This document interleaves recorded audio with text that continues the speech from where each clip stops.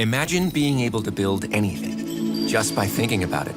Meet Base 44, a complete AI creation platform made for anyone with an idea and a drive to bring it to life. Describe what you want.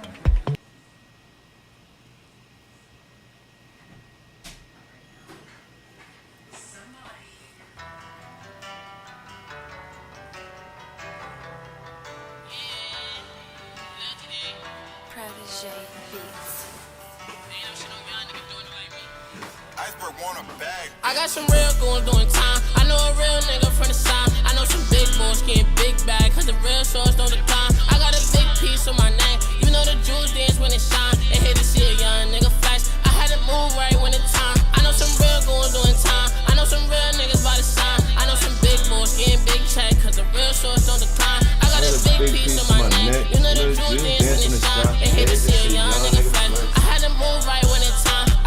I've been getting my mansion. Too old to be taking them chances. Wasn't settling being a broke boy. All the drip on my body expansions. So I really came up from the trenches. I remember us hopping on Francis. I remember the day I got Santis. I remember some shit I can't mention. Always knew I was when I was destined. Pop out new designer, I'm dressed in. See I be on your shorty, she section. Throw 100 aside and I'm investing. Getting money or something, I'm besting. Don't compare me to other contestants. Commissary, I'm sending through Westons. SB niggas know what I'm rapping. Oh no, Benny job won't change. These shit's no game. Fuck all this pain. I got trauma inside of my brain. Getting this money, I gotta maintain. Don't you run up on me, I got aim. RIP right in front of your name. We ain't really with playing them games. I been waiting a long, long time. That's the reason I'm on my grind. Couple niggas try to block my shine. Work hard, then I got what's mine. I been waiting for a long, long time. Don't start trying to call my line. Like stop with the fake stuff and the fake love. We gon' all be fine. I got some real doing time. I know a real nigga from the side. I know some big boys getting big bag, cause the real source don't decline. I got a big piece on my neck. You know the jewels dance when it shine. They hate to see a young nigga flash. I had to move right when it's time. I know some real goons doing time. I know some real niggas by the sign. I know some big boys getting big check, cause the real source don't decline. I got a big piece on my neck. You know the jewels dance when it shine. They hate to see a young nigga flash. I had to move right when it's time. I'm out of breath cause I'm chasing these bands. Had 100K right in my hands. 17 but I know I'm the man. I'm chasing this money, you don't understand. I was down on my ass, had to bust a lick. Someone go tell them haters to suck a dick. Bitches all on my body, I'm loving it. If I fuck up one time and I'm dubbing it. Her niggas really coming for my neck. I heard they second guessing who the best. Her niggas really out here trying to flex. I heard what you got and I wasn't impressed. I'm just a hungry nigga from the ass. You just a dummy nigga making less. Niggas gon' hate to see a nigga win. They watching my body, I keep me intact. Bitch in the kitchen whipping like a chef. I done got tunnel vision, it's the best. I'ma just keep on working and progress. I'ma just keep on jugging and finesse. I don't know why these niggas just hate on me. You don't think it's my time to just wait on me. I don't care, better get out my way, homie. You ain't tryna get shot in your face, shawty.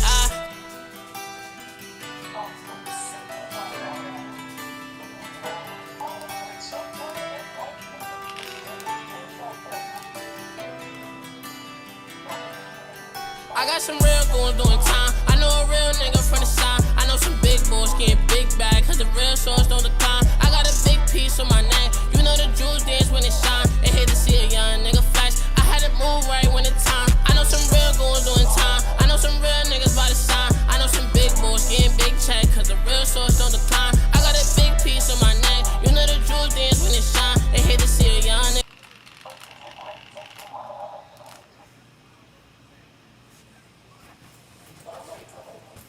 I had what you need, I had what you want.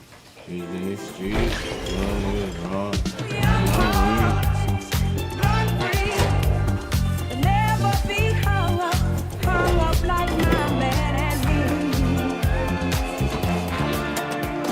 Say I'm gonna turn loose 1,000 times a day. And then I turn loose. Crush Absolu, Coco Mademoiselle, the new fragrance. Chanel. At Macy's, the fragrance destination.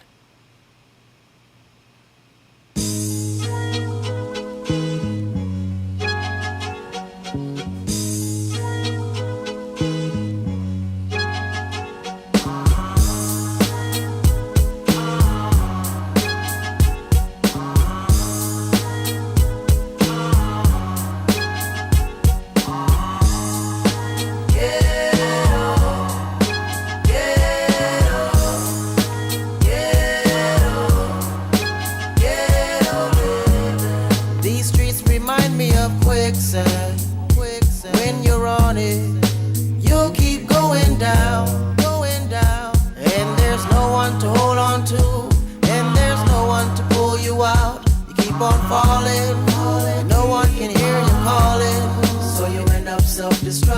On the corner with the toolie on the waistline. Just got about the Bing doing state time. Teeth marks on my back from the K9. Dark memories of when there was no sunshine.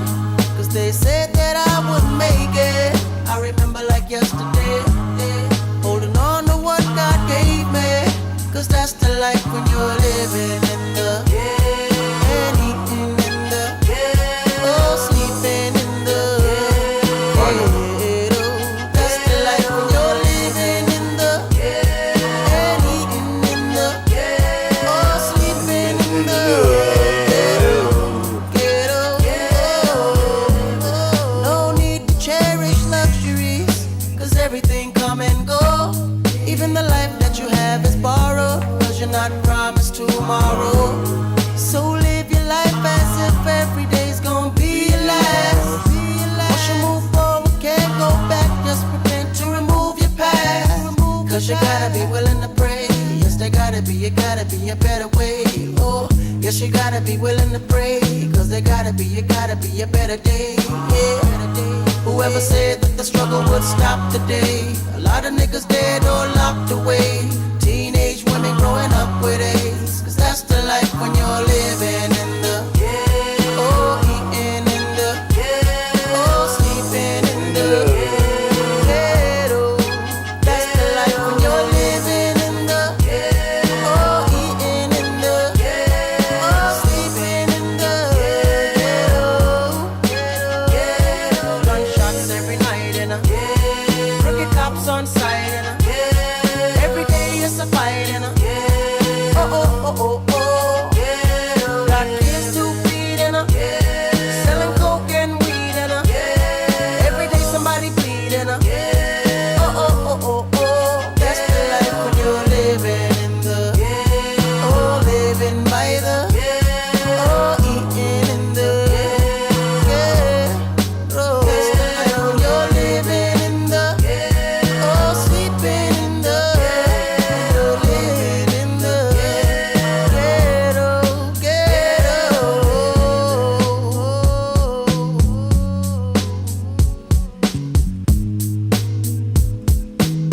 That whole nigga.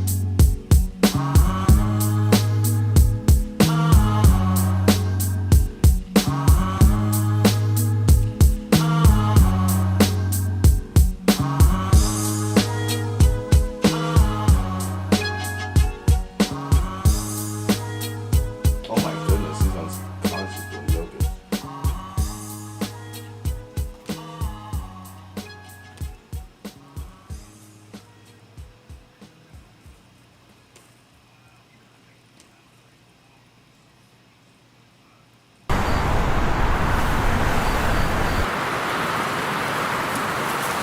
Holy God.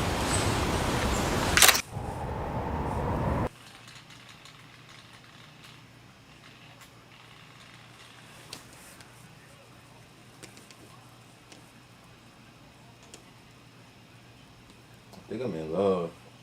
Sit on my tub. You got me rugged, huh? Oh my goodness, he's unconscious with your dick. Jeez Louise.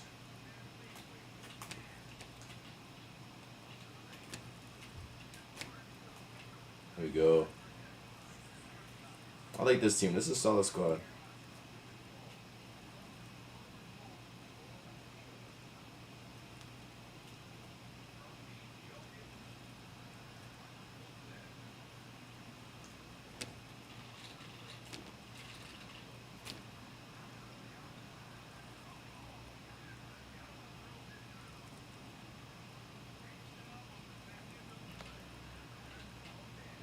Bang bang. Oh. In my ghetto, oh, oh. That's the life when you're living in the ghetto, oh. Ghetto, oh, oh, ghetto. That's the life when you're living in the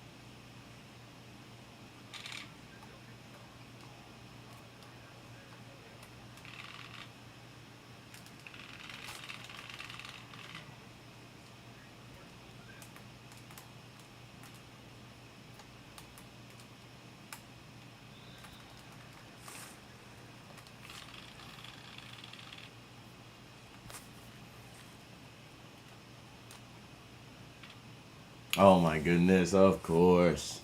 Why am I even surprised?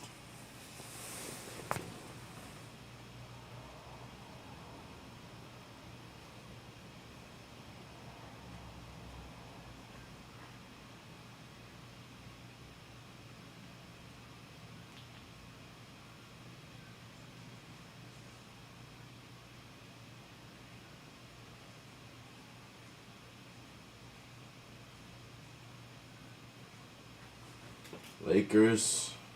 Okay. Damn. What team did I just use again? Spurs. I want to use them.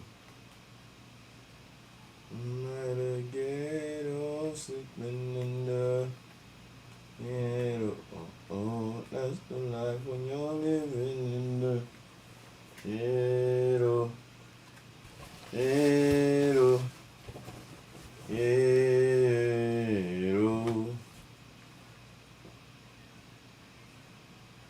I'm taking two phonics. We're not at this shit like a ponic. Unless you want to get honest, what? You want to get to the runners.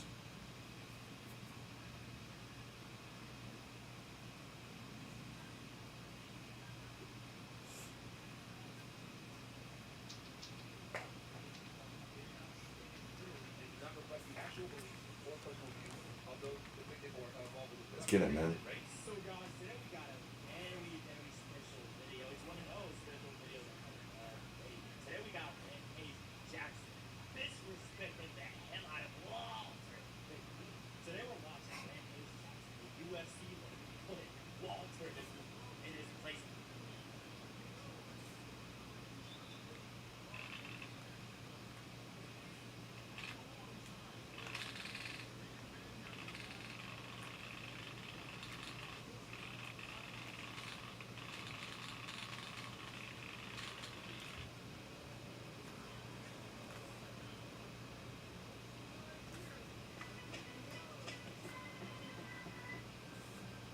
Take your money to the next level with high yield cash for profits and gold.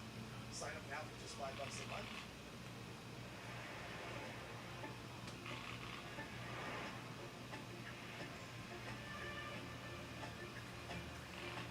If you're starting to feel like all YouTube videos are getting to look and feel the same, you're not crazy.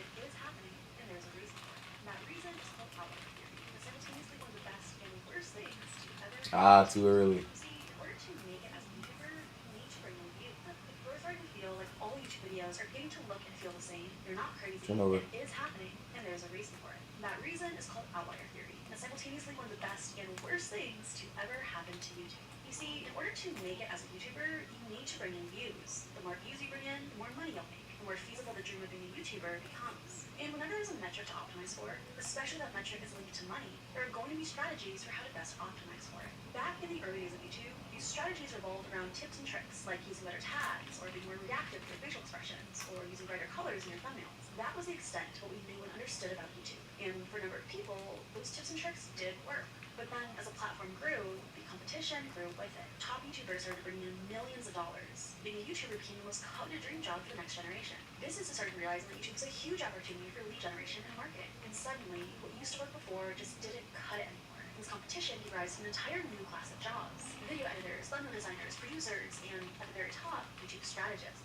People whose literal job it is to study YouTube all day, every day, figuring out what drives views and why. I happen to be one of them. Bang. And as more and more analytical minds entered the space, what we understood about YouTube strategy started to rapidly evolve.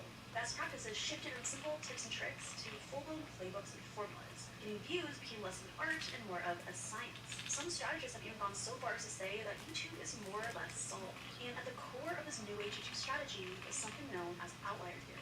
Jay Alto, a YouTube consultant that's been hired by the likes of YouTube powerhouses like Mr. Beast and Ryan Dragon, alludes to it here. But you can find That's a smaller channel that's maybe not in the meta or, stereotypically like a big YouTuber. When they have videos that explode, there's clearly something that works there. So there's something to tap into. What Jay's referring to here is something called an outlier, which is a video that has significantly overperformed a channel's average. So if a creator consistently pulls in 10K views per video, but one video pulls in 100K views, that video is an outlier. And whether you like it or not, these outliers have secretly become the foundation of most YouTube videos that you see today. Because today's top YouTubers know that if a video has massively overperformed, there's something about it that allow it to reach a much broader audience. Something about it that worked. And if you can identify what that thing is and apply it to your own video has a decent shot at working too. too. This phenomenon isn't unique to YouTube, by the way. It's why movie posters all have the same features. It's why SaaS landing pages all follow the same layouts. It's why so many hit songs use the same chord progressions. Across every industry, if something is improving to work, people will repeat it. And on YouTube, this doesn't manifest as copying the video in its entirety.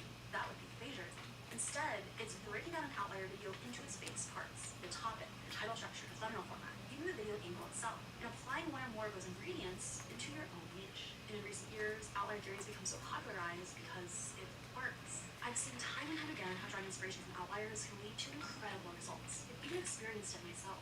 And in a world where it takes an incredible amount of time, money, and energy to make a good video, outlier theory effectively de-risks each upload. Because instead of taking a shot in the dark and just hoping that it hits, you get to anchor your video with something that has proof of prior success, something that is validated. And when we're all out here trying to make a living making videos on the internet, and we have teams of support, or maybe we're just trying to leave our 9-to-5s, and when views are an essential part of how we get there, of course every YouTuber who thinks strategically is going to use outlier theory. I mean, if it works, why wouldn't they? But last week, as I was using outlier theory to brainstorm a bunch of new video ideas for the rest of the year, I realized something. I was taking a strategic approach to ideation, taking through outliers from their niches, identifying their base structures, and adapting them to my own niche. But every idea that I was coming up with felt oddly generic.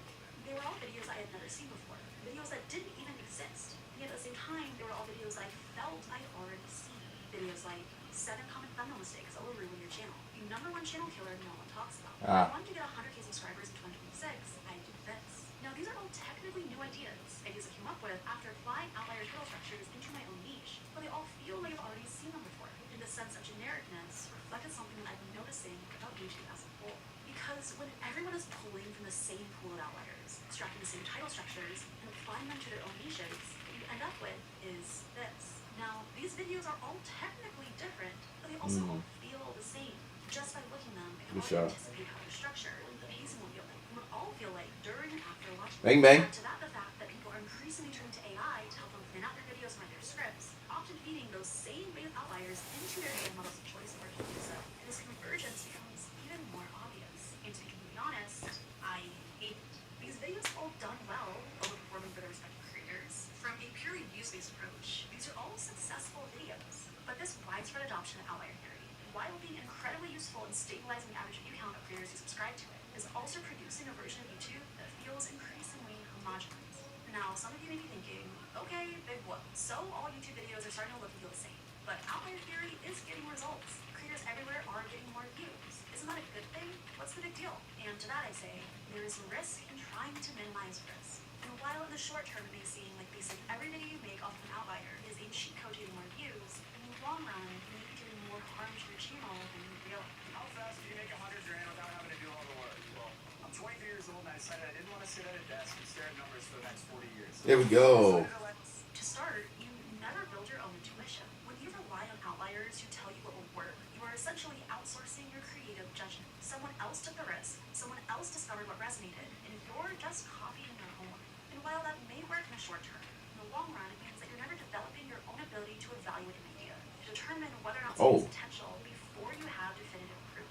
It's like using AI to write an essay without ever learning logical reasoning and argument formation itself. The output might be nice and polished, but you won't understand why. You'll never be able to do it on your own. Over time, this practice will keep you permanently dependent on others, because you'll have never developed creative instincts of your own. And that dependency will lead to even Shooting fell? because No. every single video you make is based on an outlier. You have nothing to differentiate yourself with.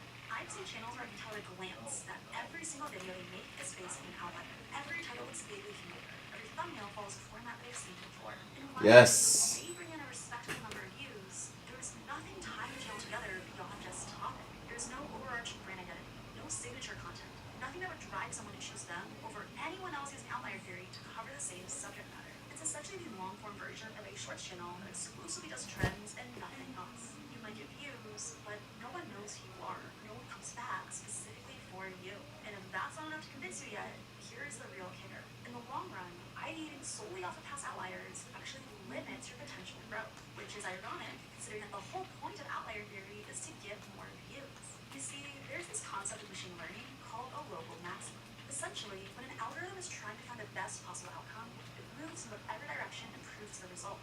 But eventually it reaches a peak where any move in any direction makes things worse. So it stays where it is, thinking that it's found the best answer. But that peak may just be a local maximum. there could be a much higher hill somewhere else, a far better outcome, but the algorithm will never find it, because getting there would require going downhill first. And if all you ever do is already been proven to work, you are that algorithm. You've found a hill that performs respectively, and you're still on it because every unproven idea looks like going downhill. And yes, while it's true that unvalidated ideas have potential to perform much worse than validated ones, they that's not what I also have wanted to do. potential to perform much, much better too. Because the first creator to execute a remarkable concept will always be the one to capture the bulk of the attention. Your follow version, no matter how well executed, will only ever bring in a fraction of the original's views, because it's no longer novel. And if it's video performance that you really care about, what's going to bring in the most views in the long run is your own winning concept that you can be first to, that you can capture the bulk of the attention with. But you'll never find that remarkable concept if you only stick to what's already been done before. So if those are all the risks of over-reliance on outlier theory, what are we supposed to do instead?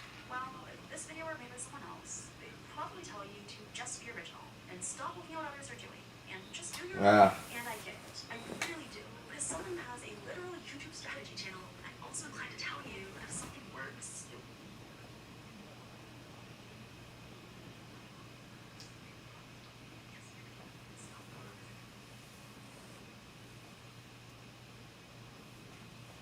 I just want to dance, I just want to dance. Keenan. Cody Monk. McDermott.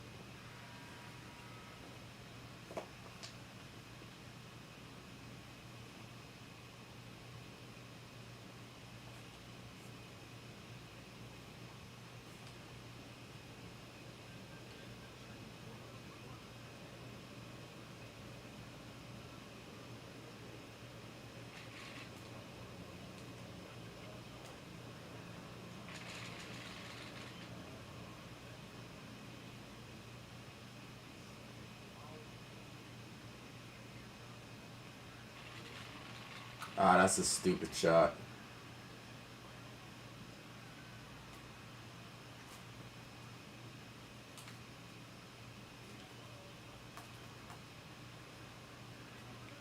What a shot.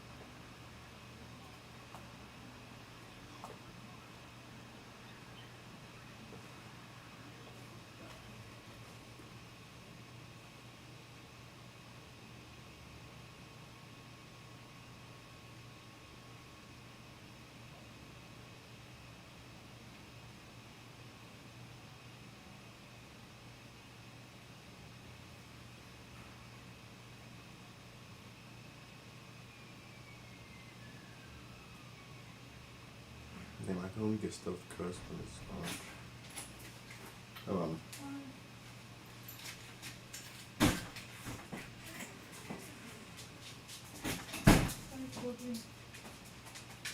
Hey, Toby. What's going on, Toby? Why are you crying?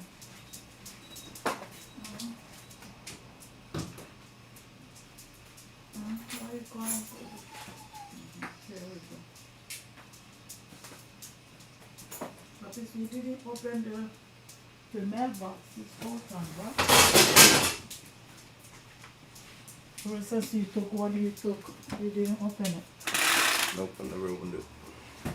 I think I have something in there. Kobe. What's going on, Toby?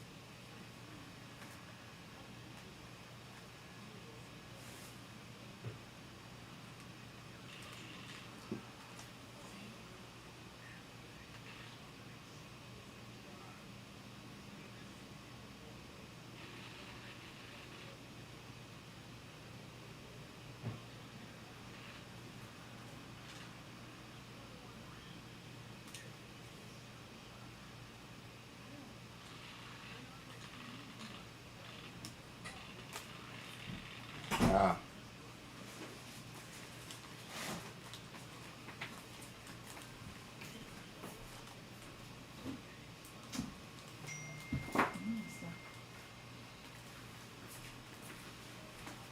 No way.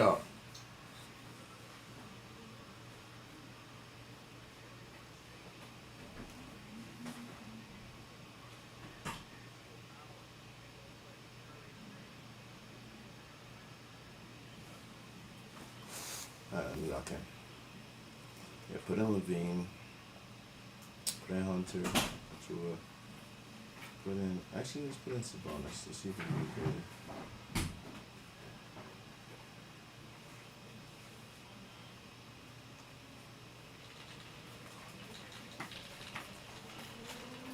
There we go, Sabonis.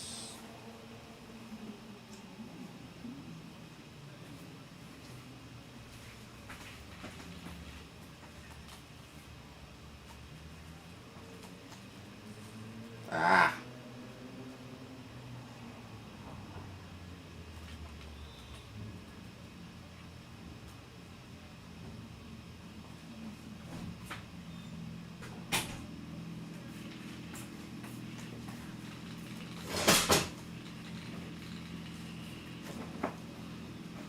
What's going on? Everything's okay?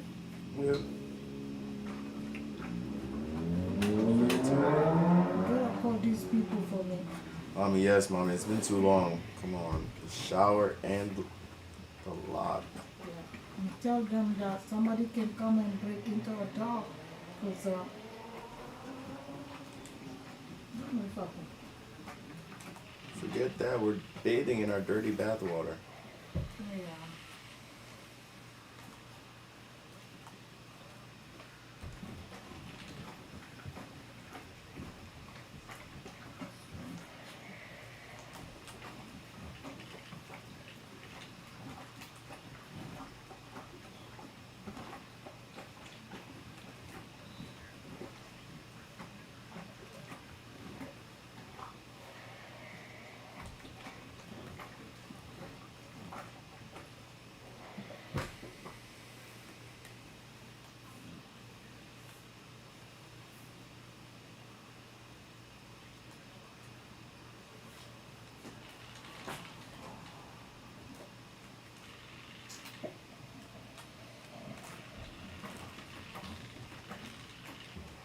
Ah, what a steal. The pull up. I knew it.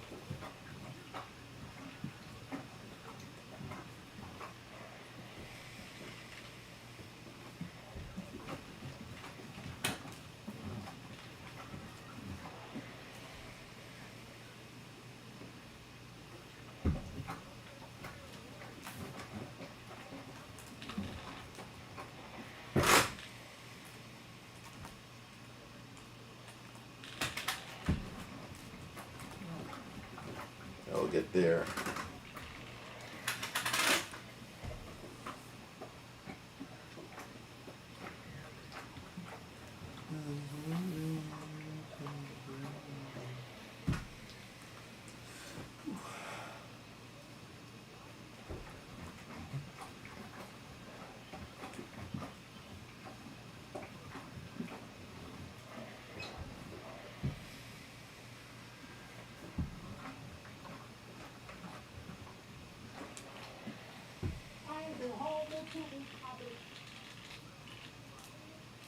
What is that behind me? What I'm sitting on? No, no. I see something on the couch. Ah, And this couch, I bought it for myself, but you kidnapped it. This was not for you, not at all. Hey, come I've been sitting on the couch for months. I know. You kidnapped my thing. I kidnapped your couch. Yeah. I'm like, I bought it for my birthday for myself.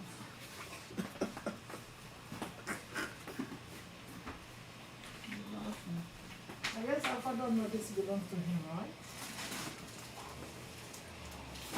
Hello? Could I ask him?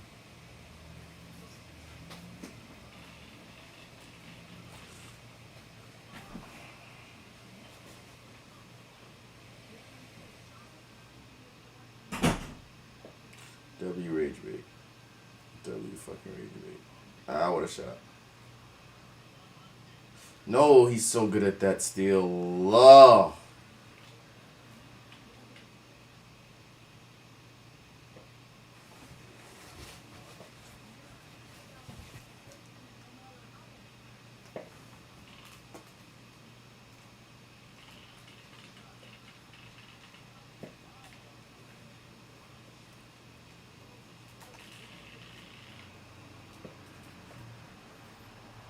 He's been locking up.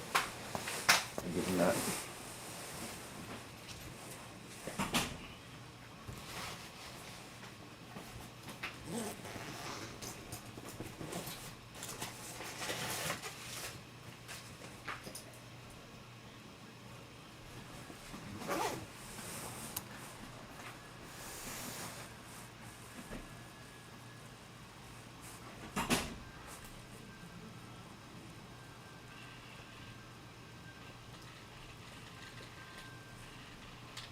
Come on, what kind of cut is that? Westbrook? Why are you going to the corner, man? Like, come on, dude.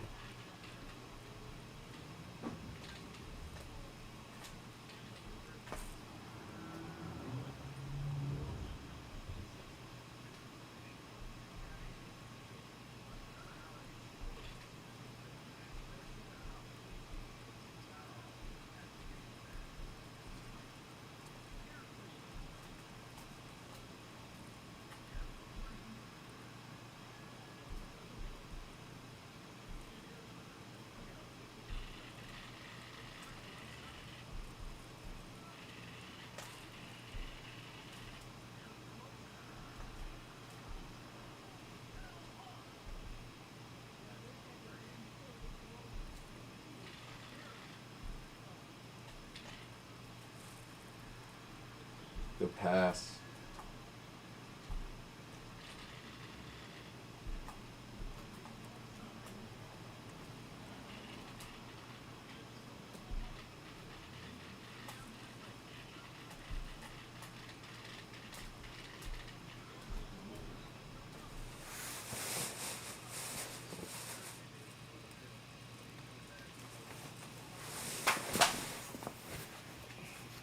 Baby, I just wanna dance, I just wanna dance. Cool beans. I'm gonna run up like a two bean, run up like a deucing.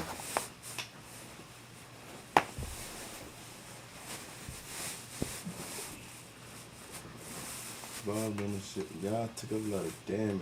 I can't even saying it. Answer, evasion. Oh me, bitch, she's a cancer.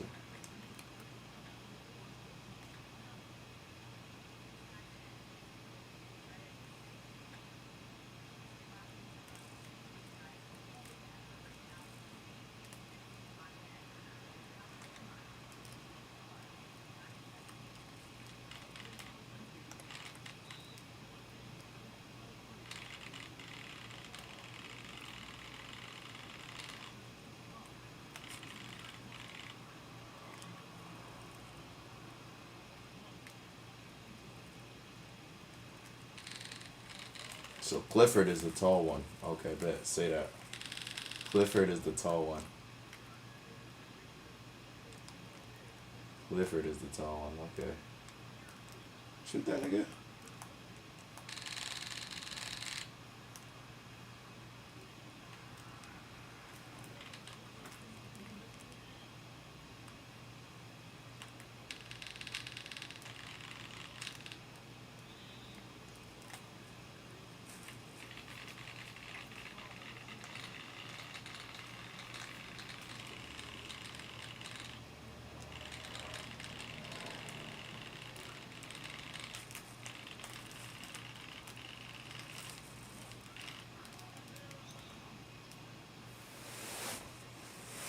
Malik has been cooking them.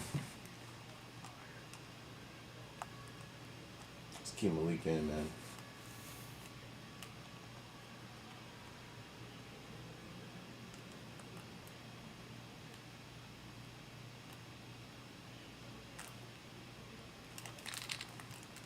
So Clifford is the tall one, okay. Oh, good defense by Clifford.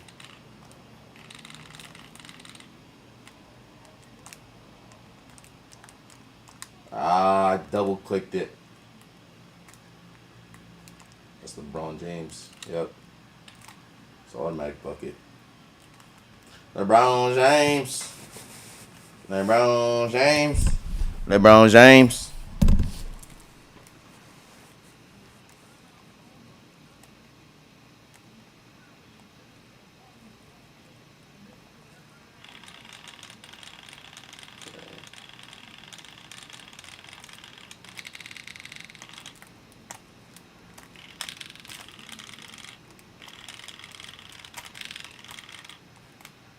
What the fuck?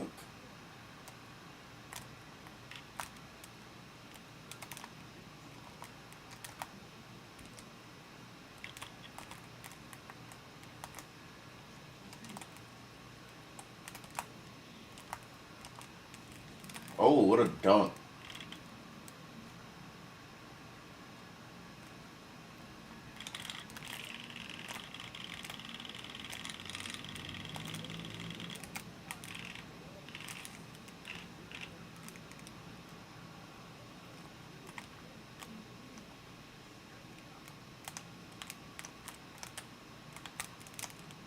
Oh, what a move.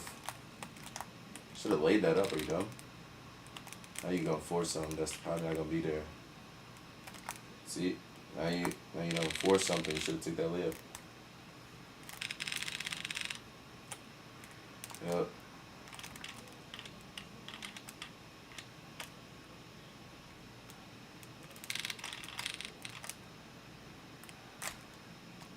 Hey, come on, Sabonis. There you go. Oh, shit.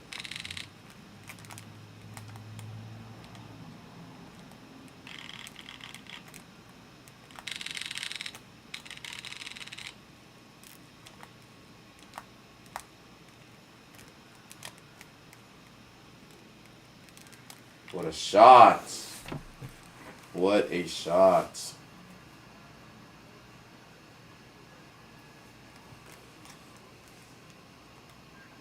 Westbrook, Levine. Gonna put it in Raynard.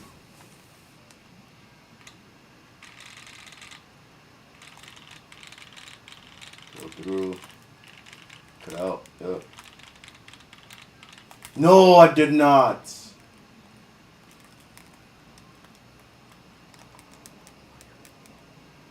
Oh. Holy shit, overtime. I fucked up. I should have passed it to Square. So I really wanted to pass it to. Yeah, man, I think I'm in love. I got a crush on this girl named Money. Get my new job. I don't know if you're hearing me. Well, yeah, this is a bad bitch. This very lovely lady, I'm sorry, that works on my job. And, you know, she's just, you know, she fire. I fuck with her. I like her energy. And I'm simultaneously the most confident nigga in the world around her. Yeah, also the most nervous nigga in the world. Good floater. And her, you know, she fire, but like I also find myself initiating most of the shit. Like she's playful, but she's also pretty chill. So I feel like I don't know if she's just being friendly to me or she really, you know what I'm saying? I don't know if she really on that, but you know, I'm on that. You know what I'm saying? And I felt she's like one of those girls that I'll effortlessly flirt with. You know, she reminds me of also someone I know that I used to effortlessly flirt with. Watch your head, nigga. But yeah, I feel like I will effortlessly flirt with a miss. You don't want to play this fastball with me.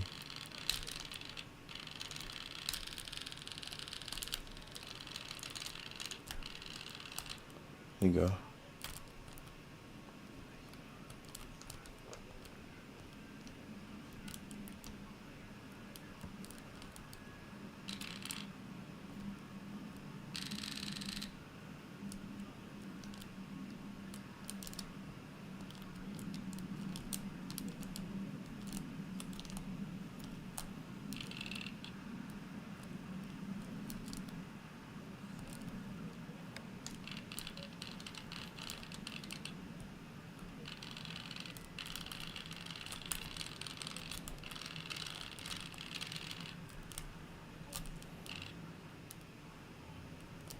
She's like, I stepped out of bounds. No, nigga.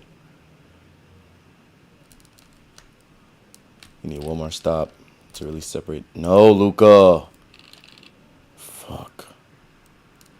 I can't leave Luca open on a play like that.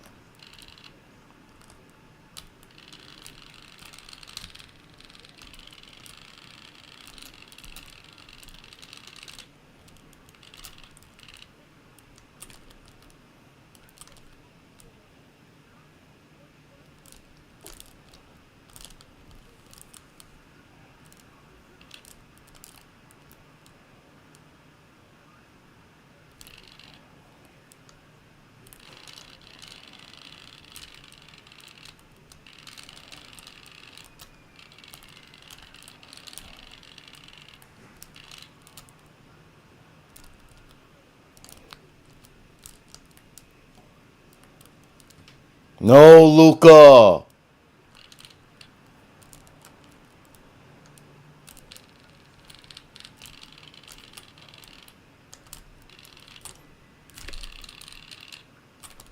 That should have been a 3. That should have been a 3.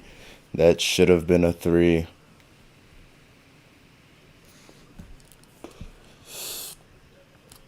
Should have been a 3.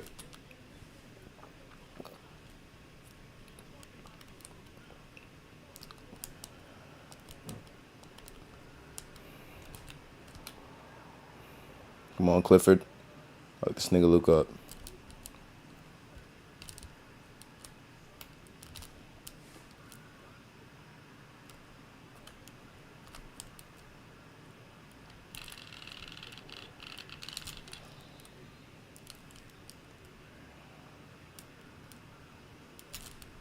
No, I did not miss a free throw.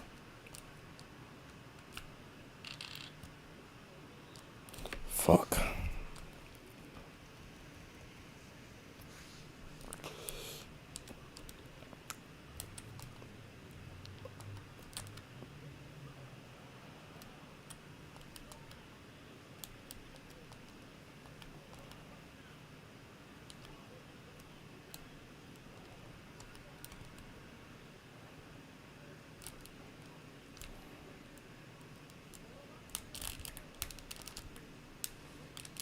Damn it, Luca.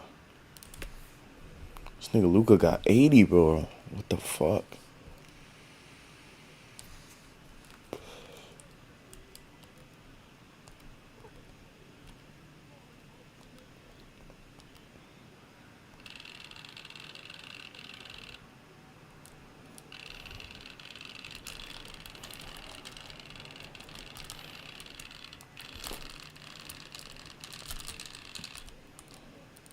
No! Fuck. What a fucking game. 36 with Luca. Bro, I scrambled there at the end. First quarter, 16. Second quarter, 10. Third quarter, 23. Fourth quarter, killed me. Oh, no, I killed him. Wait, so he beat me? First quarter, second quarter, he beat me. Third quarter, beat me. Fourth quarter, beat him. Let's see him. He beat me. Overtime. What a game.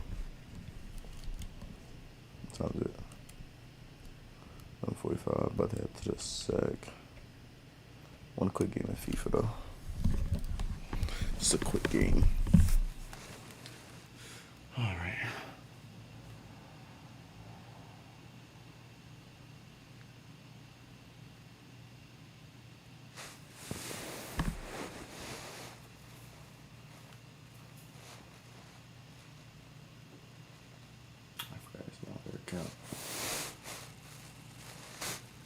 We get load up from my private island.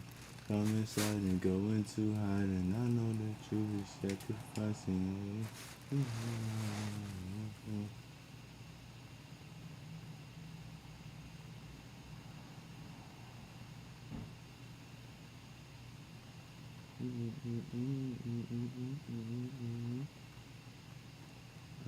know you've been going through some things. Wanna get away, baby, let me be on vacation. The other chick you been fucking with is a trick, you know you be playing. I ain't just saying, I know you've been trying to argue, I'm just been trying, and you know you're on a roll like we did good in college. Going hundreds and thousands, like they not hundreds and thousands. Because I know you've been going through some things you can't explain. I know this thing, saying and saying, I know, don't even know the same. Don't love the same. I know you diving through pain. I know you've been Works. It works. Running on empty. The way you move it like you could use a vacation. If you're running your own business, you need Symphony.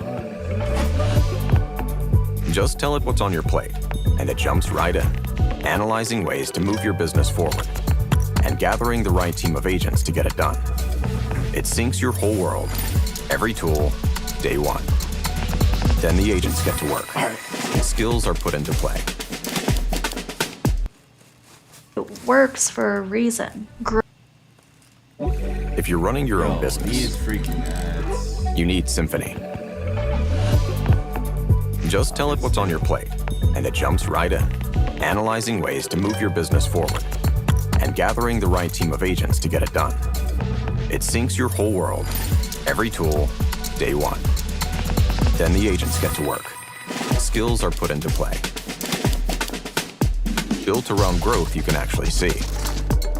So while Symphony is spotting new opportunities, acting on them, keeping up with clients, and booking out your calendar, you can focus on doing the work you love.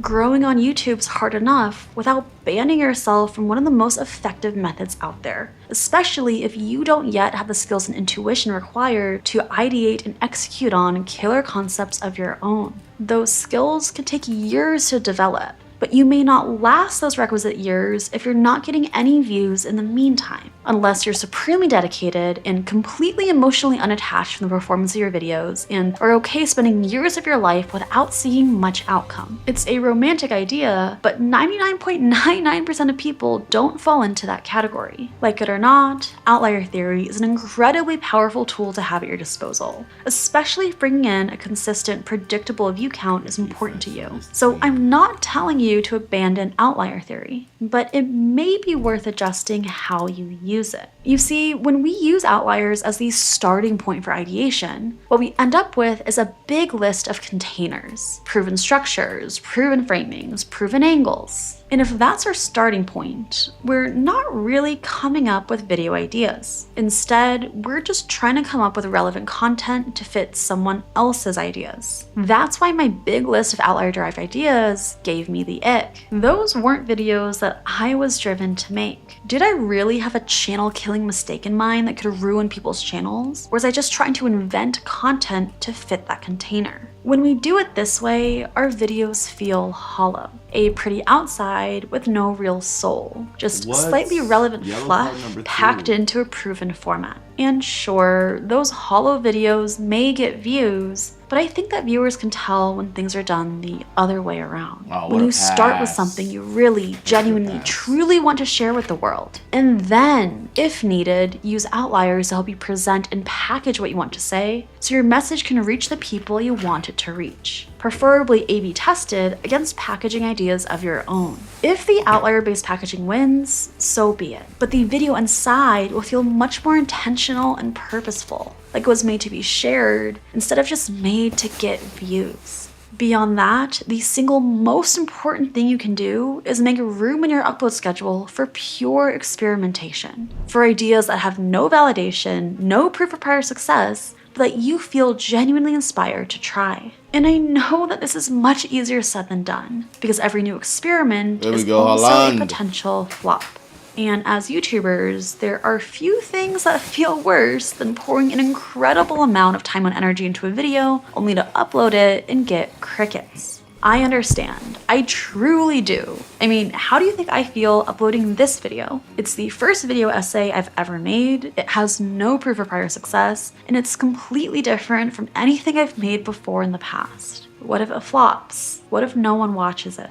But despite those fears, I'm making it anyway. And if it flops, that's okay. It may sting, but it's data. And it's my data. And I can use that data to help me further develop my intuition and my ability to evaluate ideas of my own. I'm not saying you need to go crazy with every upload. After all, the most likely result of experimentation, especially in the beginning, is going to be underperforming videos. And if you take that chance with every single video you make, you may run out of resources before you find something that works. But that's why you get to control your own rate of experimentation. If you have a low risk tolerance, a high overhead to manage, or you simply don't yet have the skill set to come up with and execute on your own unique ideas, keep it minimal. Maybe one experiment for every 5 or 6 proven videos. But no matter how low your rate of experimentation is, just make sure that it's there. Because when one of those experiments hits, it's going to hit so much harder than any proven concept you've done in the past.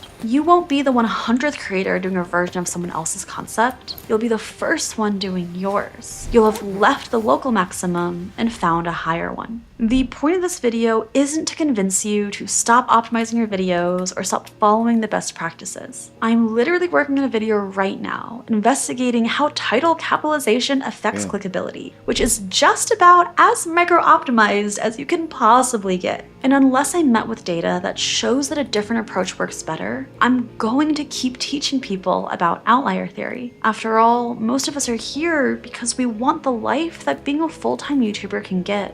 And outlier theory is one of the most powerful tools we have at our disposal to get there.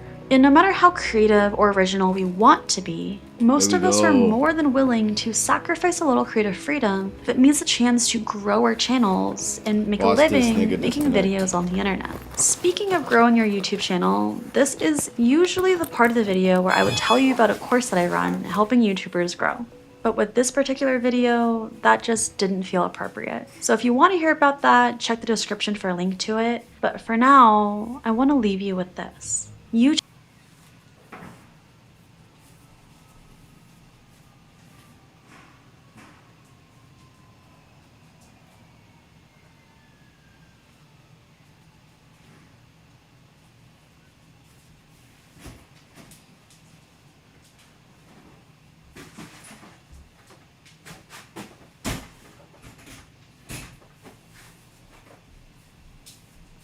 Spider-Man Brand New Day pizza.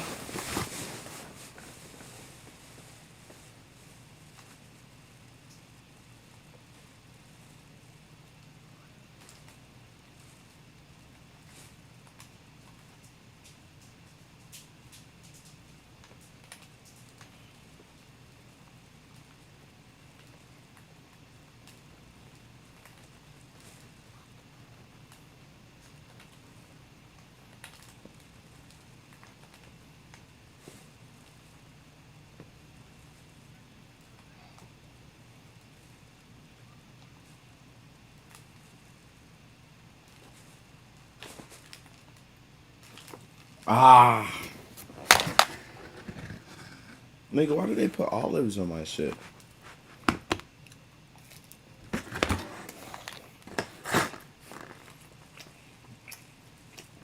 I did not order olives, bro.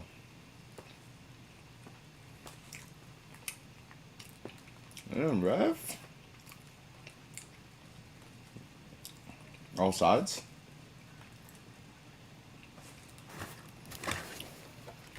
You got the stuffed pizza. Yeah, I didn't put olives. I put onions.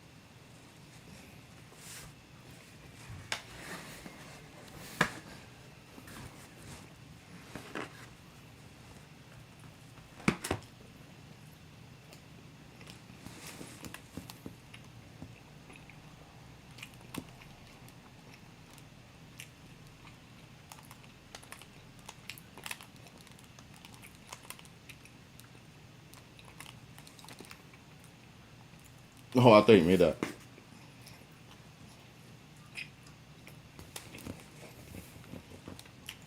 No, the olives aren't that bad.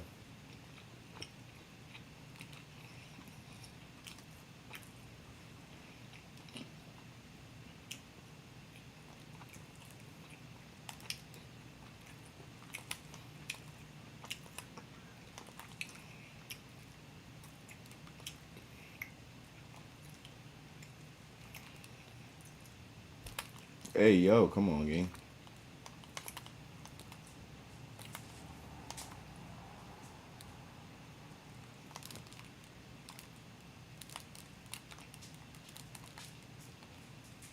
Ah, what a steal.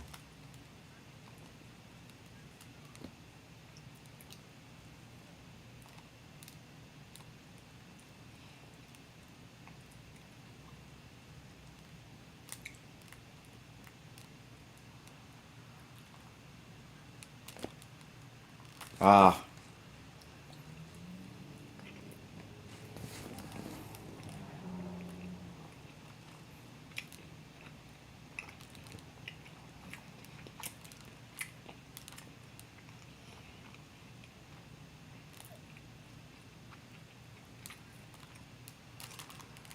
Oh my goodness.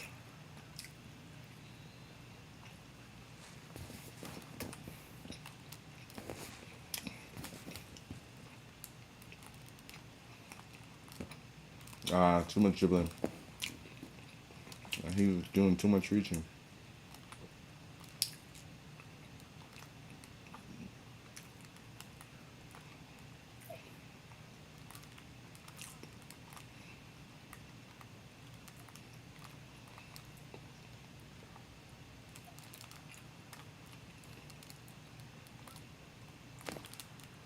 Here we go.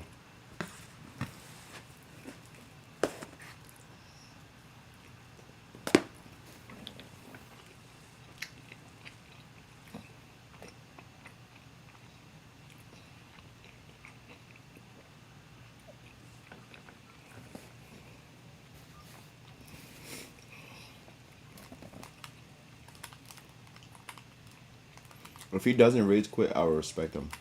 Because at least I know he put in his full effort. You feel me? Ah. Oh, yeah. Oh, yeah.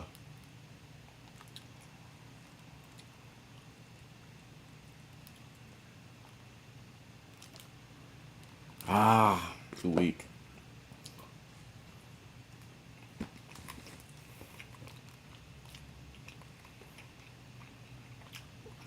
Yeah, the olives aren't that bad.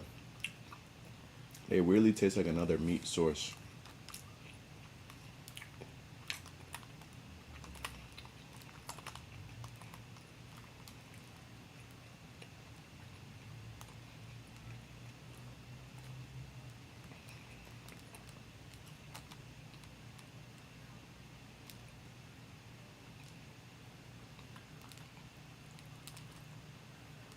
Ah, Holland.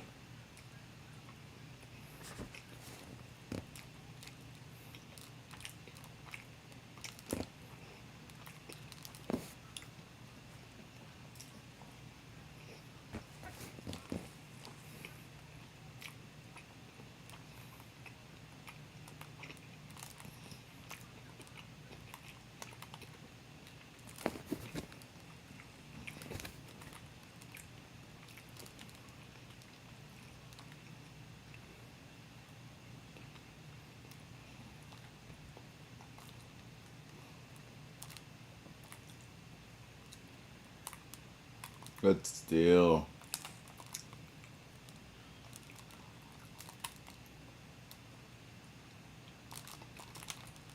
Oh, what a goal.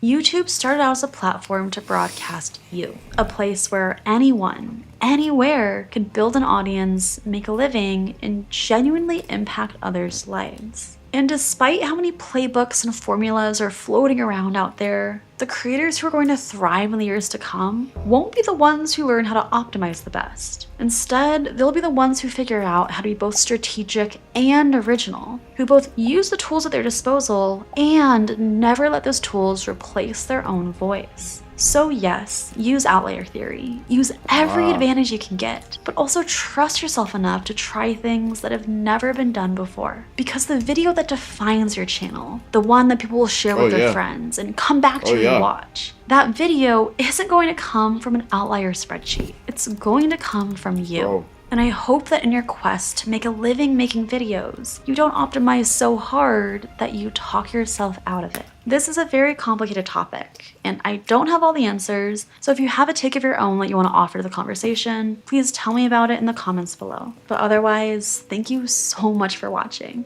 Like and subscribe if you can, keep creating, and I'll see you in the next video. I like making my podcast. I don't like making short clips of my podcast. So the AI chooses the best clips, like maybe this one. Right now? Yeah, because it knows what's important. And it actually gives you a score based on how well your clip is going to connect with your audience. That's so cool. And it also reframes us to vertical depending on the platform. So in fact, if there were 4 of us, it would do that too. It might do 20 or 30 of these. Wow. You see these animated captions? Yeah. They're automatic. You just set the style, but it's automatically transcribed. That's crazy. Does it have any editing capabilities in case you want to tweak things? Yeah, so there's an online editor right over here, and you can edit using the timeline or this transcript-based editor right here. And you can actually upload your own images or video and drag them onto the timeline. That is a lot of features. Many of them are one click, like audio enhancements, AI-generated B-roll. It bleeps your curse words if you need that. Right?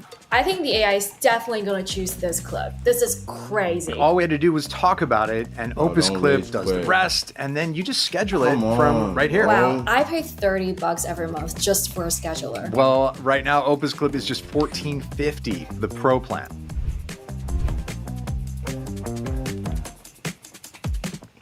These niggas suck, bro. Hey, what if you could make a song using only your voice? Let's start with the drums. I'm gonna hit drums and click cover. Yes. This is good. Okay, perfect. I feel like this song needs a rhythm guitar. Dun, dun, dun, dun, dun, dun, dun. Today's guest is Paddy Galloway. He's one of the most sought-after YouTube strategists in the world. And that's largely because of the work that he's done generating over 10 billion views with clients like Red Bull Jesser, and the Philadelphia Eagles. Now, we wanted to bring Patty back on the show because YouTube is going through one of the most significant shifts in its history. More people are watching YouTube on their connected TVs than any other platform. And this shift is having major impacts on creators. It's changing what gets seen and what doesn't. Now, the great thing about Patty is that he's in the weeds day to day across multiple YouTube channels. So he brought forward frameworks and real case studies and real videos that are working in this new era of YouTube. Now, if you've never listened to an episode with Patty Galloway, you are in for a treat because his accent is fantastic. It's just delightful. I could listen to him talk about anything. All right, now for our episode with YouTube strategist Patty Galloway. All right, Patty, welcome back. Thank you. Back by popular demand. Exactly. So you brought some graphs. I did. Let's talk about this first one. This is titled The Great Device Shift. What are we looking at right now? So it's a very common talking point that people are, mentioning a lot these days about how YouTube is going to TV. But myself and my team wanted to actually dig into what the data shows about how drastic this shift actually has been.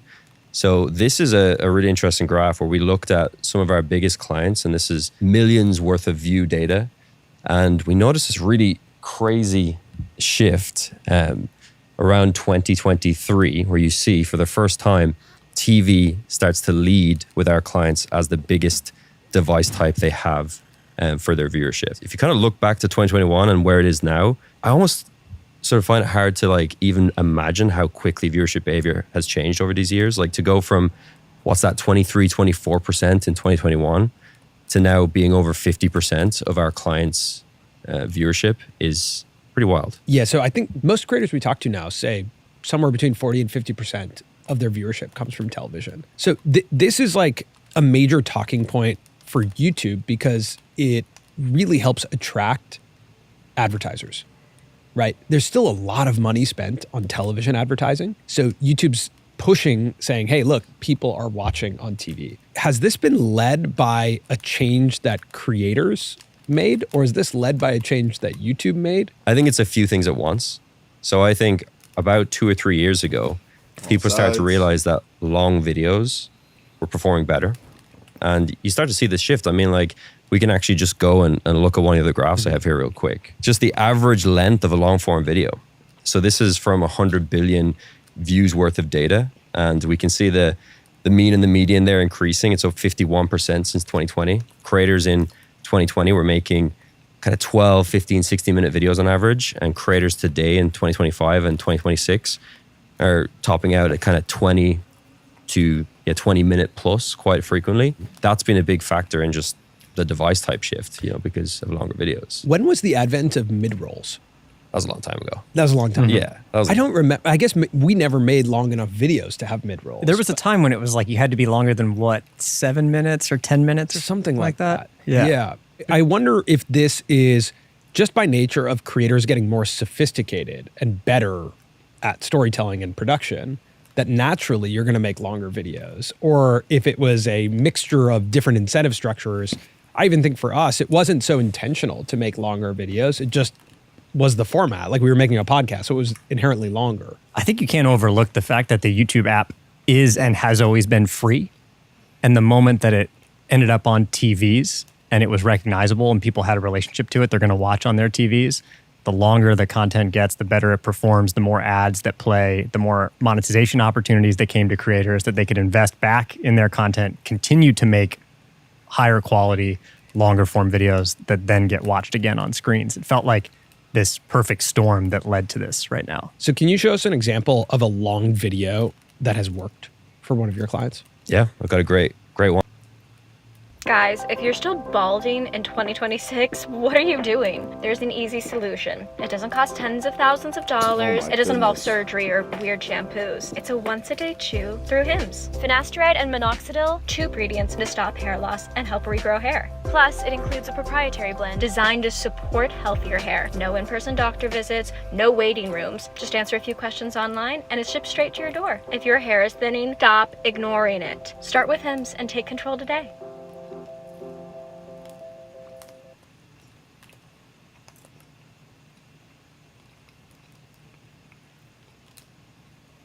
Good defense. A door opens and leads me to the room where they're keeping all the aliens. I want to see them all. I don't know what they're keeping in there. They probably got rockets, spaceships, alien goo all over the floor, Santa Claus, Tooth Fairy, Bigfoot's probably in there. Well, this is so awesome. Yeah, I love Adobe.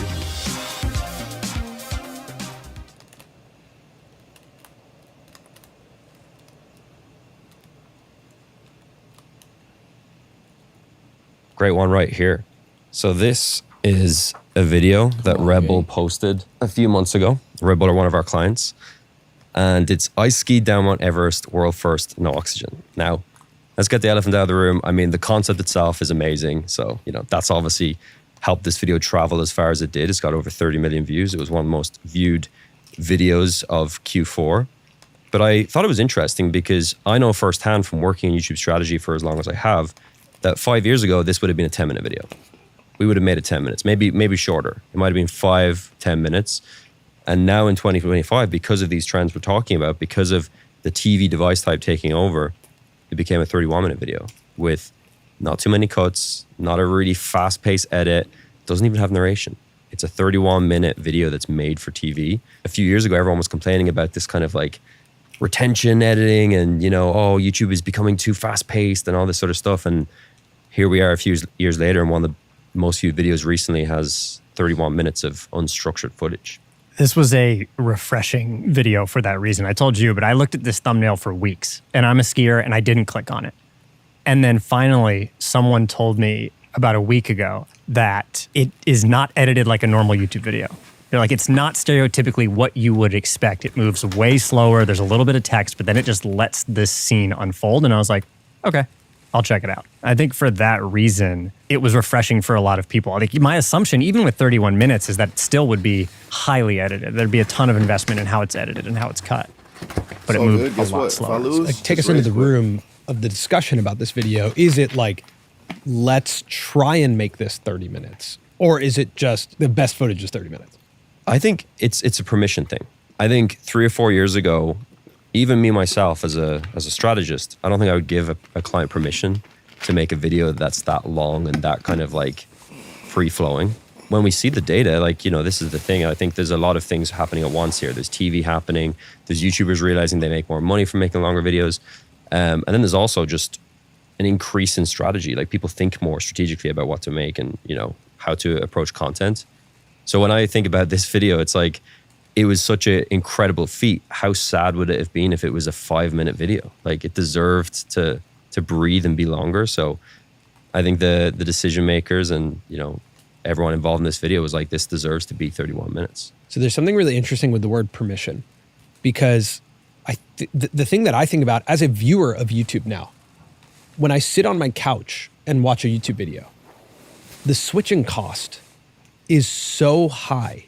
And what I mean by that is to futz around with the remote and get to another YouTube video or like another channel, it's too much friction. So I actually, when I open the app, I'm looking for a recognizable experience that's like a show. And the show that my wife and I watch is from Stephen Lim, Adam, and Andrew, who have a new show that's very similar to their show called Worth It, where they try a bunch of different foods at different price points. I will save up 3 of those episodes, which are each in the 20-minute range, until we're ready, and then we'll watch all 3 in a row, and that's the end of our YouTube viewing journey. I would say my viewing behavior is actually very different on TV. I'm not sitting down looking for the 20-minute episode from the creator that I know. I'm actually looking for the shorter video from the creator I've never seen before. Really? Yeah, I'm actually really moving around, and I think I am now being served. I've been telling you, I've been watching more new creators than ever on TV because I'm finding creators who are making like 6 to 8 minute videos. And I enjoy that feeling of switching from moment to moment. If I want 20 to 30 minutes, I'm still reserving that actually for Netflix, Hulu, HBO. Like that to me is a different co-viewing experience with my wife than if I'm solo traveling throughout YouTube. Are you advising clients against the 12-minute video? It's one of those things. It's always hard to just say this. Some pieces of content deserve to be short. You know, but I think my take is usually that if there's a choice between like making a great 12-minute video or a great 24-minute video, they're both great.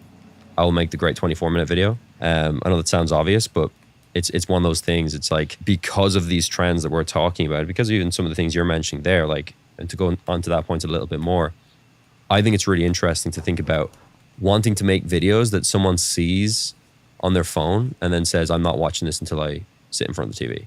I actually have a playlist on one of my YouTube accounts, which is like, watch on TV. And I see a video and it's like, if I had never seen the video before and I saw it on my phone, I think I'd be like, wow, look at this, you know, monster video with this crazy feat. This doesn't deserve to be consumed, you know, on a 6-inch screen. I should put this on a, you know, 50-inch screen in my living room. I also think creators are starting to brand their thumbnails in a way that messages to you that it should be watched on a TV, in a way that feels like a film. We spoke about Listers before, but when you look at the thumbnail for Listers, the doc about bird watching, it looks like it's being submitted to a film festival. There's another one called Extreme Beachcombing. Mm-hmm. Have you seen the thumbnail for that? Mm-hmm. And the graphic design, you know, I think it shows like awards and like credits on the thumbnail, which implies like, I'm not watching that on my phone. It's 20 plus minutes. It's asking you to watch on the TV. So part of this question of permission, or this topic of permission for creators, there's been a lot of discussion about the new homepage layout. Are you familiar with this? Yeah.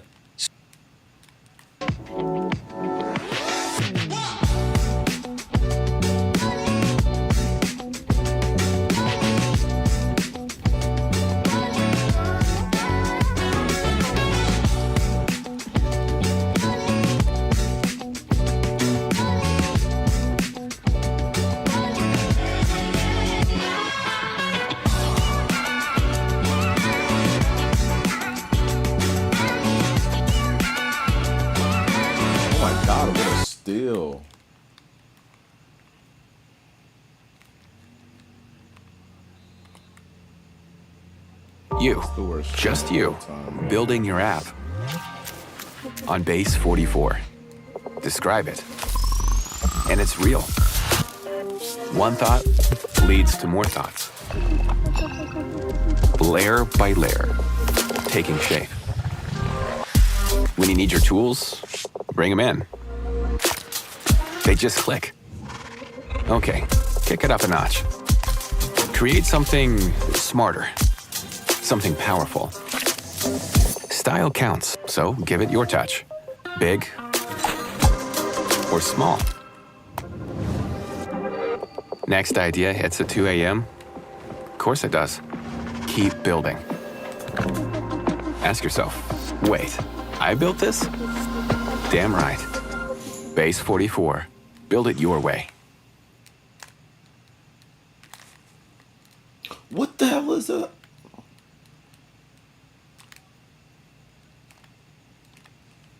So, you know, basically when you open up YouTube now on desktop, on TV, even on mobile, too fast when you open up YouTube, there's a lot less space for long form videos because that space has been consumed by short form videos. And even when you look at like opening up on desktop, it's typically 2 long form videos and then an ad as the first, and then a shorts block. That's a lot less real estate to get a long form video in front of people. And I think, to quote you from our last episode, you know, YouTube is a click and watch platform. There's actually not that many long form videos to click on when you open up YouTube. And the suggestion. I don't get a win. You don't get a win. I'm out of here.